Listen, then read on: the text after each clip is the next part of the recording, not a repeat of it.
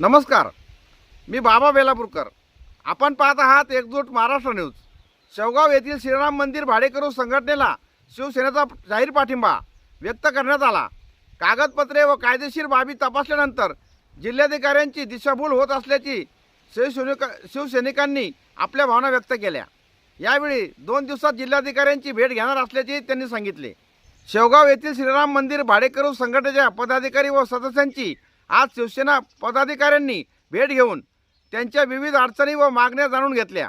सदर प्रकरणातील उपलब्ध कागदपत्रे, कायदे व नियम यांचा प्राथमिक आढावा घेतल्यानंतर भाडेकरू संघटनेची बाजू कायदेशीर तसेच धार्मिक दृष्टिकोनातून योग्य असल्याचे प्रथमदर्शनी दिसून येत आहे.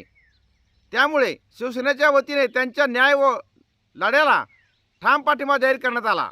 यावेळी शिवसेना जिल्हा प्रमुख राजेंद्र दळवी, विधानसभा संपर्क प्रमुख संजय भांबुरे, तालुका प्रमुख अविनाश मगरे, शहर प्रमुख कानिप कर्डिले, उपतालुका प्रमुख गोरख भापकर, उपतालुका प्रमुख शिवाजीराव मडके, तालुका संघटक उदय गांगुर्डे तसेच शिवसैनिक अजिंक्य लवाट, आयुब पठाण उपस्थित होते. भाडेकरू संघटनेच्या वतीने सुधीर शेठ सबलोक, दिनेश लवाट, सुरेश टाक, गीते कानू, राजू शाह, भास्कर राऊत, फारुख पठाण, लक्ष्मण धावणे, अरुण चव्हाण, बुद्धिराम गुप्ता, योगेश जगताप, रावजी पटेल, अंबादास सोलाट, रतिलाल पटेल, खंडू पिसोटे, रामलाल लोंढे, गोपू शेठ लोहिया, सोमनाथ दारकुंडे, राजू शेठ सबलोक, सुरेश सुभेदार, हुसेन पठाण यांच्यासह अनेक पदाधिकारी व सदस्य उपस्थित होते. भाडेकरू संघटनेच्या पदाधिकाऱ्यांनी आपल्या मागण्या जिल्हा प्रमुख राजेंद्र दळवी यांच्यासमोर मांडल्या. या प्रश्नाची गंभीरता लक्षात घेऊन येत्या 2 दिवसात जिल्हाधिकारी साहेबांची भेट घेऊन संपूर्ण वस्तुस्थिती त्यांच्या निदर्शनास आणून देत प्रश्न कायदेशीर व प्रशासकीय पातळीवर मार्गी लावण्याचा प्रयत्न करण्यात येईल असे आश्वासन जिल्हा प्रमुख राजेंद्र दळवी यांनी दिले. प्रशासनाच्या माध्यमातून प्रश्न सुटला नाही तर भाडेकरू संघटनेला न्याय मिळवण्यासाठी आंदोलनाची आवश्यकता भासली तर जिल्हा प्रमुख राजेंद्र दळवी यांच्या नेतृत्वाखाली संपूर्ण अहिल्यानगर जिल्ह्यात शिवसेनेच्या वतीने आंदोलन करण्यात येईल. तसेच गरज भासल्यास अहिल्यानगर जिल्ह्याचे प्रभारी तसेच शिवसेनेचे ज्येष्ठ नेते, सामनाचे संपादक खासदार संजय राऊत यांच्या नेतृत्वाखाली महाराष्ट्रभर आंदोलन करण्याची तयारी असल्याचे शिवसेनेच्या पदाधिकाऱ्यांनी स्पष्ट केले.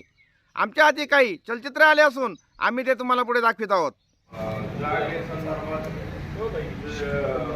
नोटीस आलेल्या त्याच्या संदर्भात प्रतिनिधी झाली. माननीय जिल्हा प्रमुखांनी आणि संपर्क प्रमुखांनी दोघांनाही आबांनी सविस्तर विषय समजून सांगितला आणि याबद्दल वरिष्ठांशी चर्चा करून जे आदेश दिलेले कलेक्टरने सगळे आमचे वरिष्ठ पदाधिकारी चर्चा करून तुम्हाला बरोबर घेऊन न्याय मिळवून देण्याचा प्रयत्न करेल. आता कोणाला जर म्हणणं मांडायचं असेल तर एक वरिष्ठांसमोर तुम्ही तुमच्या म्हणणं मांडू शकता. खरं म्हणजे हा विषय मला परवा दिवशी आपण सांगितलं आणि परवा दिवशीच त्यांनी मला या ठिकाणी बोलवलं. परंतु काल आमचे जिल्ह्याचे संपर्क प्रमुख नगरला परवा दिवशी परिचय नगरला येणार. त्याच्यामुळे मी काय त्यांना सांगितलं की आबा आज काही मला गडबडीत जमणार नाही. काल आमचे दिवसभर मिटिंगा चालू होत्या आणि आज आमचे विधानसभेचे संपर्क प्रमुख संजय भांबुरे साहेब यांचा सुद्धा इकडे दौरा होता. त्याच्यामुळे मी आबा मी परवा दिवशी 100% येणार सकाळी आणि त्यावेळेस त्यांचं दौरा होईल आणि तुमच्या खास विषयासाठी खरं म्हणजे या ठिकाणी आता इथं आल्यानंतर आबांनी मला सगळ्या गोष्टी सांगितल्या. कालसुद्धा आम्ही आज जिंकून आम्ही आमच्या जे जिल्ह्याचे संपर्क प्रमुख आहेत आमचे आमदार सुनील शिंदे साहेब, कालची कमिटी आली नगर जिल्ह्याचा आढावा घ्यायला. त्या कमिटीचे ते मेंबर होते. काल त्यांच्यासुद्धा त्या ठिकाणी कानावर घातला आणि कालच त्यांनी मला सांगितलं की राजा भाऊ तुम्ही उद्या तिथं जा, त्या लोकांशी भेटा, त्यांच्या काय अडचणी आहेत काय नाही ते सगळं पहा आणि त्याचा अहवाल मला द्या. म्हणजे मग मी त्या विधान परिषदेमध्ये सुद्धा आपण मांडू, त्या ठिकाणी राऊत साहेबांना सुद्धा मी सांगतो म्हणजे आणि आपण हा विषय उद्धव साहेबांच्या कानावर घालू असं आमचं कालच ठरलेलं आहे. बरोबर म्हणजे हा विषय तुमच्या एकट्याचाच नाही आहे, हा विषय आता आमचा सुद्धा आहे आणि तुमच्यावर अन्याय होणार नाही हे 100% सांगतो. नगर शहरामध्ये आमचे 840 गाळे आहेत आणि त्या 840 गाळ्याचा अध्यक्ष मी गाळेदार. आम्हाला सुद्धा तुमच्यासारख्याच नोटिसा दिल्या. आम्हाला ते 81 बची नोटीस होती. 81 बची नोटीस म्हणजे त्याला कोर्टामध्ये सुद्धा जात येतं. ही शेवट फायनल 81 ब म्हणजे शेवटची नोटीस की तुम्ही हे गाळे रिकामे करायचे. आता तुम्ही जसं राहिले ना तसे आम्ही सुद्धा तिथे होतो. इथे गाळे कुठं होते? गावाच्या बाहेर, ज्या रस्त्यावर तुम्ही जात नाही, ज्या रस्त्यावर लोक त्याला जायचे त्या ठिकाणी व पालिकेने चला आपलं उत्पन्न चालू करायचं. नगरपालिकेने ते गाळे बांधले. ज्यावेळेस सुरुवातीला 60, 65, 70 साली ते गाळे बांधले. सकाळी आल्यानंतर घाण पहिले हाकल्यानंतर दुकान उघडणार म्हणजे कसं तरी बसायचं बोल दिवसभर आपलं तास 2 तास बसणार आणि नंतर घरी निघून जायचं. पण असं करत करत उदरनिर्वाह केला त्यांनी. आणि आज ते गाळे जे आहेत ना ते आता मार्केटमध्ये आहेत. आज त्या जागेची किंमत झाली 25,000 रुपये स्क्वेअर फूट, 30,000 रुपये स्क्वेअर फूट. गाळा घ्यायचं तर तिथे 1-1.5 कोटी रुपये लागतात. मग तुमचा जसा विषय तसंच तिथे लोकांच्या डोळ्यात आला. आता हे गाळेचं आता एवढे पैशाचे झाले, मग काय करायचं? त्या गाळे जाताना नोटिसा पाठवू, हे आपण रिकामी करू, इथं नवीन कॉम्प्लेक्स बांधू, हे जुने हाकलून देऊ, नवीन कॉम्प्लेक्स बांधू, त्याच्या मग विकता येईल आपल्याला. आणि मग महापालिकेला मोठं उत्पन्न दाखवू, त्याच्यामध्ये नगरसेवक जे काय असतील ते खाऊ पिऊ होणार त्यांचं सगळं. हां, आणि तीच परिस्थिती तुमची आहे. तुम्हाला काढायचं म्हणजे त्यांना काय तिथं मंदिर नाही बांधायचं, त्यांना त्यांचा कार्यभाग साधायचा. तुम्हाला काढलं की इथं कुठेतरी कॉम्प्लेक्स बांधतील, गाळे काढतील, ते विकतील, त्याचे पैसे खातील. बाकी तुम्ही कुठे गेले आणि काय झालं त्यांना काय गेले, ते सगळे पैसे कमवणार. पण तुम्हाला सांगतो आम्ही 840 गाळे धारक आहेत ना, आम्ही सगळे दुकानं बंद करून टाकले. बाह्य होते, अख्खं नगर बंद करून टाकला, एक दुकान उघडं नाही. आमची एकी अशी होती 800 म्हणजे 800 अख्खा नगरपालिकेचा हॉल भरून बाहेर लोक उभे राहिले. दुकानं बंद 3-4 दिवस आम्ही दुकानं बंद. आज मी माझ्याकडे पेपरच्या बाजूने 17 मार्केट होते आमचे. 17 नगर शहरामध्ये केडगावपासून तर सावेडीपासून तर इकडं तुमच्या सबजेल चौकापर्यंत, आपल्या पोस्ट ऑफिसपर्यंत हे सगळे 17 मार्केट आहेत. त्याच्यात प्रोफेसर कॉलनी आलं, सिद्धिबाग शॉपिंग सेंटर आलं, दिल्ली गेट आलं, माळेवाड आलं, त्याच्यानंतर तुमचं केडगावचं मार्केट आलं. सगळ्या मार्केटचे लोक एकत्र होऊन लढत होतो. याच्यामध्ये एकीला खूप महत्त्व आहे. आज तुम्ही म्हणता 70 लोक इथं बेघर झाले. आपण जर पाहिलं तर 15 लोकांच्या पुढे तुमचे माणसं नाही, हे लोक बी पाहिजे. नाही ते काय आहे, आम्ही तो लढतो ना, गेला मिटिंगला, आपल्याला काय करते? आबा करतील ना, आबाला गरज आहे. आबाचं ट्रॅक्टरचं शोरूम आहे. सगळ्यात मोठं गरज कोणाला आहे? आबाला आहे. मग आबाचं होईल ते आपलं होईल, लढतील आबा. असं जमणार नाही. आबाच्या मागं 69 लोकांनी उभा राहायला. आबा करतील. आबा स्वतःसाठी वैयक्तिक ते बी ताकदवान आहे. त्यांनी ठरवलं एकट्याचं तर ते 100% एकट्याचं सेव्ह करून घेतील. मला माहिती त्यांची ताकद. पण तुम्ही 69 लोक ज्यावेळेस त्यांच्या मागं उभं राहतात तर तुमचा बी सगळ्यांचा 69चा जीव वाचत. सगळ्यात महत्त्वाची गोष्ट. त्याच्यामुळं काय माहिती आहे का, तुम्ही जे म्हणले आता 30 एकर आहे, 30 एकरमध्ये तुमचे 2-3 हजार घर आहे. सगळ्यांनी या ना. बघा आज तुम्हाला नोटीस आहे, आज तुम्ही व्यवसाय करता तुम्हाला नोटीस आहे, उद्या त्यांना नाही नोटीस जाणार आहे कशावर ना, बरोबर आहे. 30 एकरमधले तुम्ही काय एका कोपऱ्यात नाही आहेत, एक कोपरा रिकामा केला. हे 2-3 हजार लोकांमध्ये 2-4 इकडे तिकडे आहेत ना तुम्ही. जे उद्या आज तुम्हाला नोटीस आली, उद्या त्याला सुद्धा नोटीस द्यायला नाही. त्याच्यामुळं माझं म्हणणं असं आहे की तुम्ही 2-3 हजार लोक एकत्र या.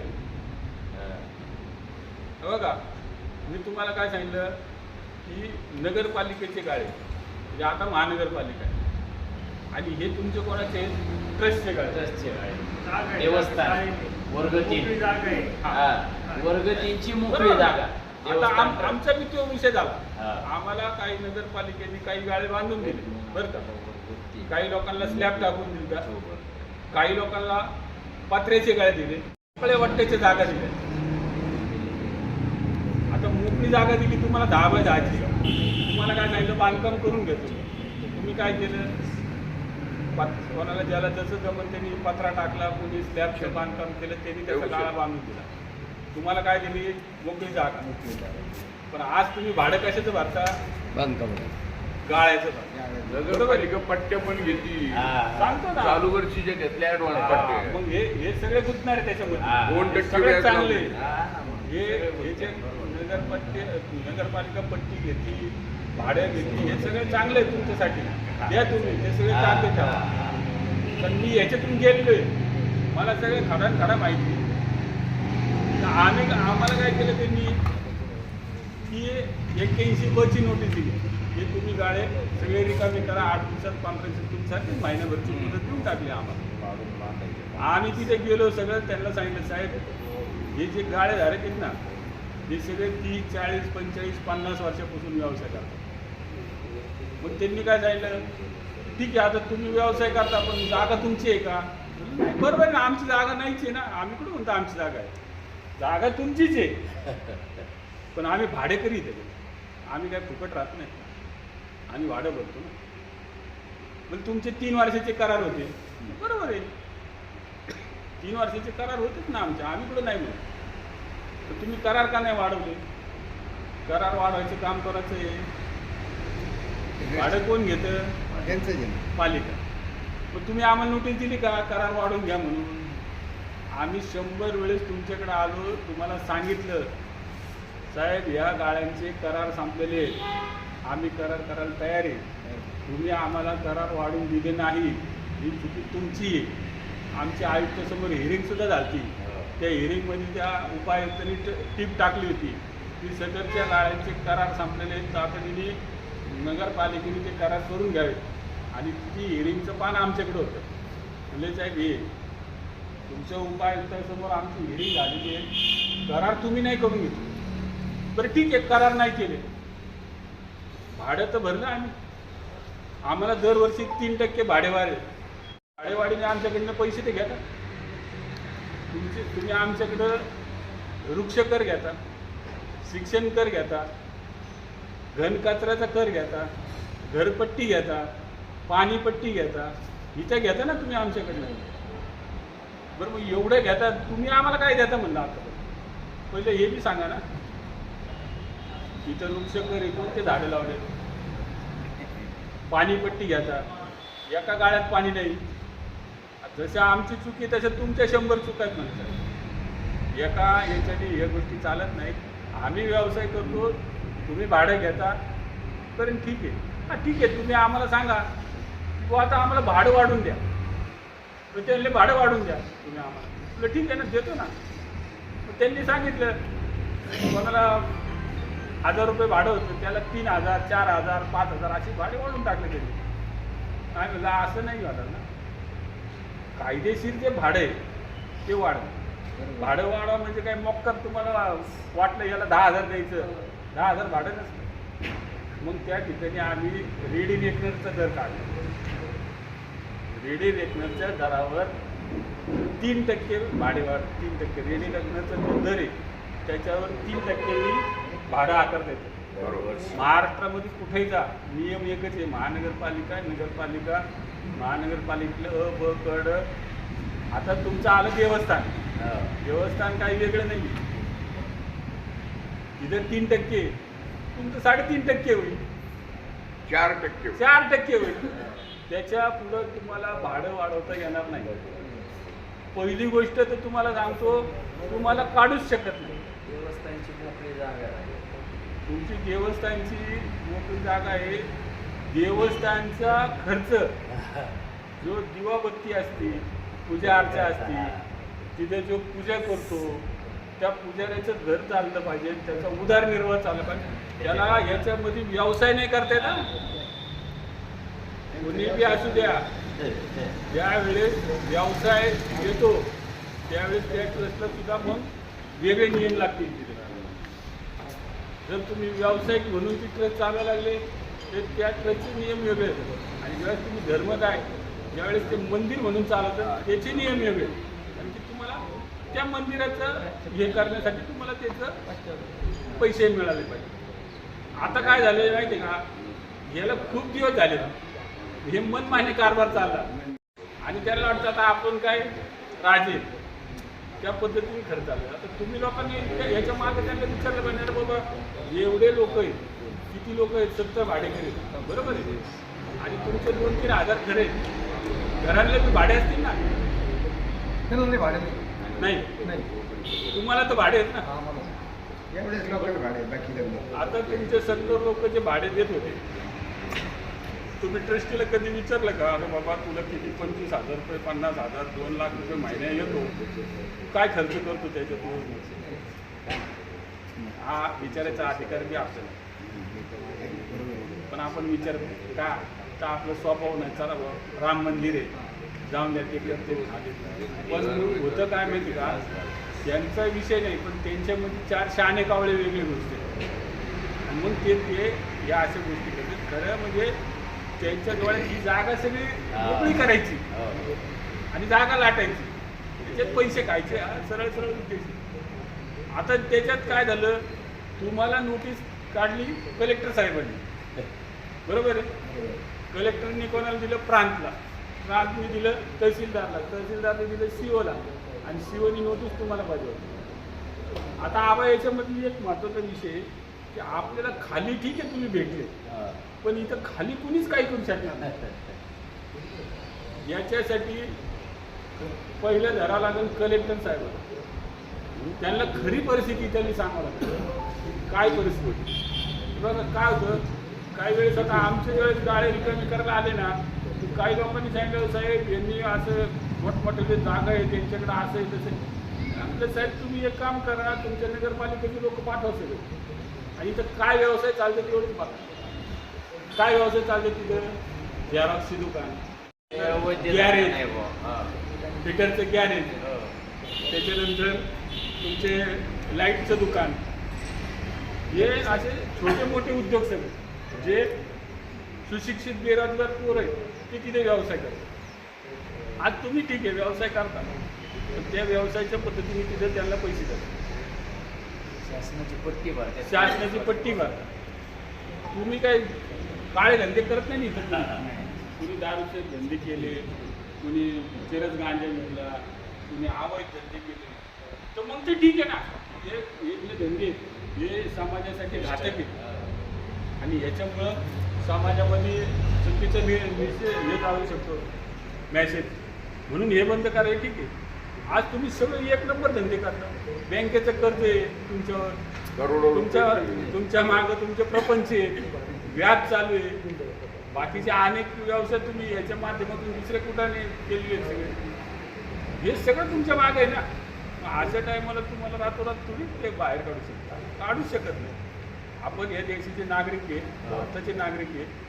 अजिंक्यने जसं एकदम व्यवस्थिशीर सांगितलं, म्हणजे आता तो शिकलेला आहे, त्याच्या अभ्यासाने ते बरोबर त्यांनी मांडलं, बरोबर व्यवस्थिशीर कायदे जे काय बसतं 179, 181 जे काय कायद्याचे काय हे ज्यात आपल्याला माहिती नाही पण त्याला माहिती आहे, त्यांनी ते सगळं व्यवस्थिशीर काढून ठेवलं. पण इथं जर आम्हाला त्रास होता असेल तर मग हे बाकीचे पहिले ते काढा ना. जसं बांधकाम परवानगी नाही, बांधकाम परवानगी नाही मिळणार ना साहेब. आम्ही काय करतो, बांधकाम परवानगी मागतो, आम्हाला बांधकाम परवानगी देतो आम्ही, तुमच्या नियमानुसार मागून घेतो, कम्प्लिशन घेतो, सगळं करतो. तुमचे पैसे वाढतील तिथं, द्या तुम्ही, उद्या बसून द्या म्हणा, आम्ही लगेच त्या पद्धतीने बांधकाम करतो. आणि जे पैसे झाले जेवढून पेनल्टी घ्या, जे बांधकाम आम्ही केलंय त्याची पेनल्टी घ्या. शासनाचा नियम काय आहे, तुम्ही जर घर बांधताना बांधकाम परवानगी घेतली नसेल हा. आमच्या शहरात सुद्धा रेग्युलाइज करून हा. द्यायचं. तर त्याला रेग्युलाइज करता येतं. बस जसं एखाद्या दंड जागेत भरावा. व्यवसाय चालू केला दळवीचा आणि ती येणे नसेल तर येणे 44 हा करतात. बरोबर आहे. दंड भरायचं Yes, yes, yes. आपण जेवढं वापरलं त्याचा दंड भरायचं, रेग्युलाइज चालू, हा. करायचं. रेग्युलाइज मध्ये आलं की तोच सगळं नियम. त्याला थोडी फाशी देते ते. बरोबर आहे. त्याला फाशी शिक्षा नाही, लगेच आता घर तोडून टाका आणि मग असा विषयच नाही. त्याच्यामुळे तुम्ही लोक घाबरू नका, पण एकच विषय की याच्यामध्ये एकीला महत्वाची. हा. तुम्ही जर म्हणता ना तो लढन आणि मग आता आपण त्याच्या मागं जाऊन त्या घरी बसू, काय तो करतोय ना, अर्ध देतोय, ते जातोय आपला अजिंक्य जातोय मी नगरला. अजिंक्य आकाश तिघं बापले का मी 8 दिवस झाले त्याच्यात. तसं नाही. माझं असं वाटतं. ज्यावेळेस आपण आता उद्या जर आपल्याला कलेक्टरकडे जायचं म्हणलं ना, तर तुमचे 70चे 70 लोक हो. मी तर म्हणतो 200 पाहिजे. हो. अहो तुम्ही आहे ना, कुटुंबाचे कुटुंब आम्ही 810 गाळे धारक होतो ना, तर आमचे घरचे बी नेले होते हा, आम्ही. कुटुंब बायका, लेकरं, बाळं पोरं सगळे आम्ही चला काय म्हणलं सगळे करायचं? पालिकेत जाऊन बसू. बरोबर आहे. आमची सोय लावा म्हणलं ते इथे. बरोबर नाही. तर उद्या आम्ही लगेच तुमच्या चाव्या आणून देतो. आमची राहायची, आमची खायची व्यवस्था करा, आम्हाला व्यवसाय द्या, धंदा द्या, कुठेतरी करतो म्हणलं आम्ही कष्ट. मग प्रशासन झक मारत मागं गेलं. आता त्यांनी काय केलं, जे त्यांना कॉम्प्लेक्स बांधायचं 100% बांधा म्हणलं. जुन्या बिल्डिंगा झाल्यात 50-50 वर्षाच्या, बांधा ना. पण बांधल्यानंतर त्या जागा जे तिथे व्यवसाय करत होते त्यांना परत द्या. तुम्हाला तिथून हटवायचं नाही. हा. तुम्ही 4-6 महिने वर्ष बांधकाम होत तर तुम्ही दुसरीकडे गाळा घ्या. तुम्हाला आज 20 गाळे आहेत, तिथे 40 काढा, 60 काढा. आमचं म्हणणं नाही 100 काढा. पण जे 20 लोकांनी तुम्हाला जागा दिलेली आहे, त्या 20 लोकांना पहिलं प्राधान्याने तिथे गाळे द्यावं लागतील. बस पालिकेने मान्य केलं नाही, ठीक आहे सर, कोर्टाने सांगितलं यांना द्यावं लागतील. हम्म. तुम्ही यांना नियमच तुम्ही बेरोजगार करू शकत नाही. नाही. यांना तुम्हाला गाड्या द्यावं लागतील. तिथं त्यांनी लेखी दिलं. आता त्याचे टेंडर सुरू झाले. हो. बरोबर आहे. एवढं सगळं कायदेशीर गोष्टी आहेत. उद्या तुम्हाला बी कसं करता साहेब, देतो आम्ही जागा देतो, बांधा तुम्ही मोठं कॉम्प्लेक्स बांधा. 1 मजली नाही 10 मजली बांधा, पण पहिलं आमची जागा आम्हाला द्या. आमची जेवढी जागा होती तेवढी आम्हाला द्या. अरे पण रेसिडेंट घर असे बिल्डिंग बघा ना, ते 2-2, 3-3 तर त्या पाडणार का? मग तेच म्हणतो मी. आता आमचं ट्रॅक्टर आहे, ट्रॅक्टर कुठं कॉम्प्लेक्स मध्ये घालतात, गॅरेज आहे, कुठं मंगल सांगितलं, नटा बोल्टाची औषध दुकान अहो आहे. हे सोपं नाही आहे. एवढं सोप्या नाही आहे. आपल्याला काढण्याची सोपं नाही. त्याच्यामुळं आपण त्या गोष्टी घाबरू नका. साहेब, आम्हाला तुम्ही व्यवसायापासून बाहेर काढूच शकत नाही. आम्ही व्यवसाय करतो, आज नाही करत. ज्यावेळेस काही नव्हतं या जागेला 0 व्हॅल्यू होती. आज तिला स्वरूप आम्ही आणलं, दुकानाचं स्वरूप आम्ही दिलं, व्यवसायाचं स्वरूप आम्ही आणलं. बरोबर आहे. बरोबर. रिकामी जागा होती. आम्ही इथं रात्रंदिवस बसलो, घाण देवाण घ्यावं. वास घातला, बरोबर आहे. घोळ खाल्ली, आणि आज त्याच्यावर कुठंतरी हे व्यवस्थित झालं. मग आता तुम्ही लागलेलं की त्याच्यावर घेतात. वटवृक्ष झाले. तसं विषय नसतो. त्याच्यामुळं आपल्याला आहे ना 100% तिथे जावं लागेल. आपण हे करू, उद्या सगळं फाईल तयार करून मुंबईला जाऊन अजिंक्य आम्ही राऊत साहेबांना देऊ. येस. राऊत साहेबांच्या मार्फत आपण उद्धव साहेबांच्या कामाला.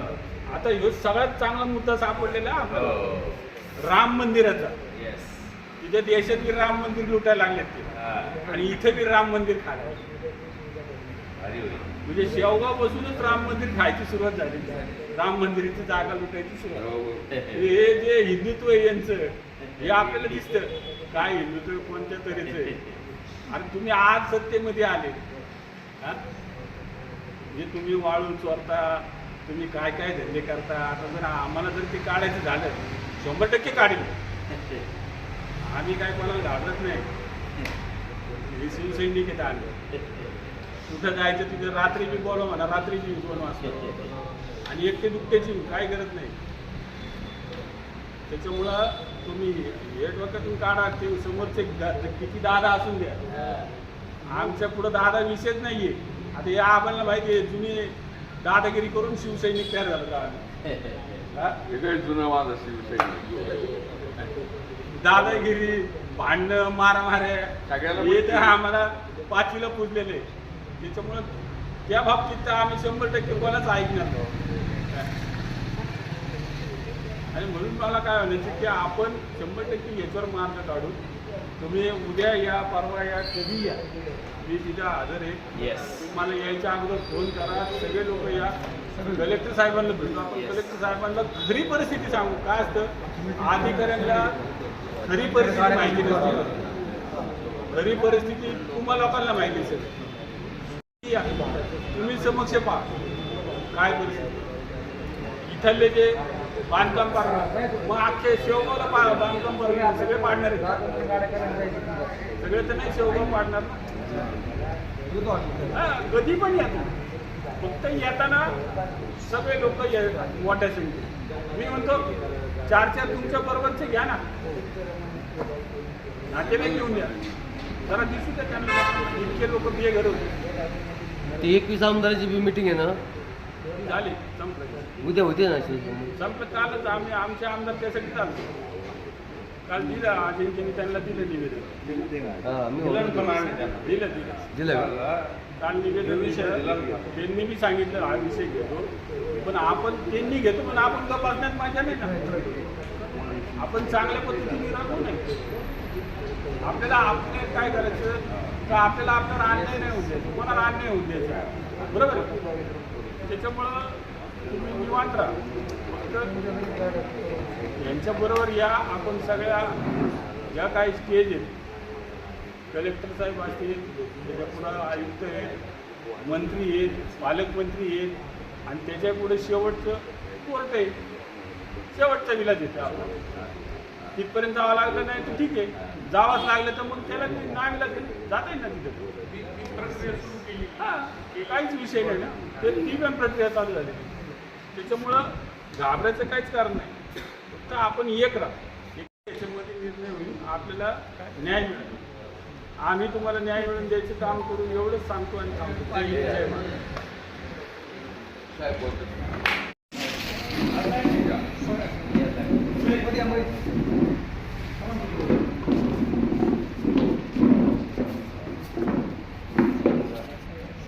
हे सगळं उभं राहून अजिंक्य तू बी बरोबर नाही.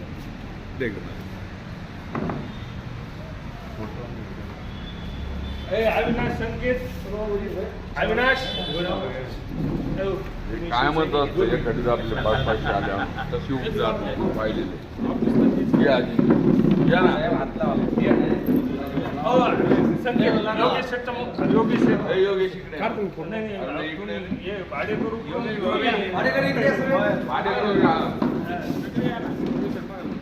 छत्रपती शिवाजी महाराज की जय.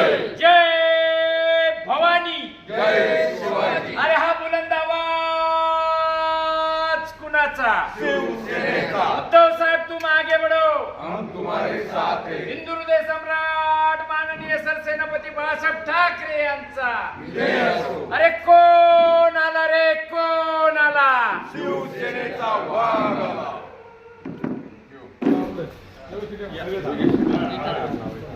नाही मी बाहेर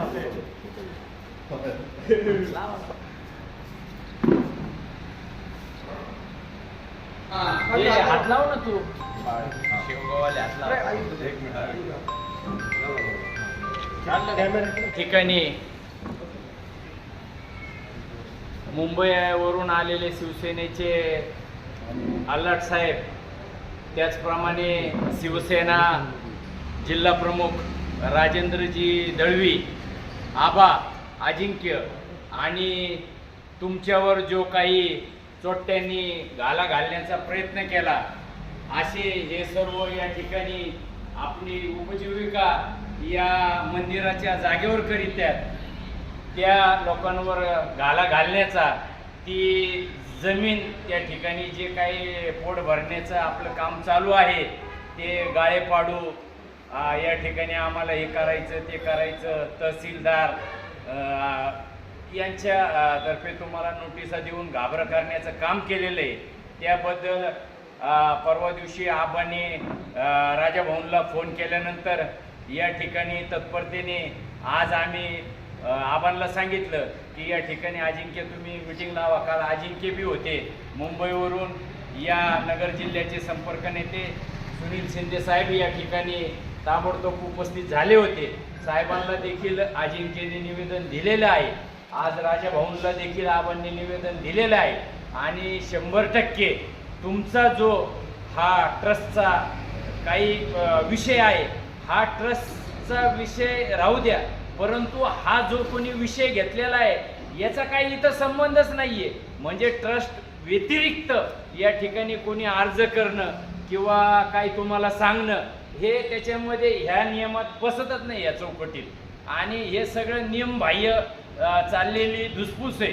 त्याच्यामुळं तुम्ही काय घाबरू नका. साहेब ठाकरेंनी जी 4 अक्षरी शिवसेना नाव दिलेलं आहे त्याच्यामध्ये एवढी ताकद आहे की नुसतं तुम्ही हाक दिली तर तिला ओव देण्याचं काम या ठिकाणी राजेंद्र दळवी करत्यान.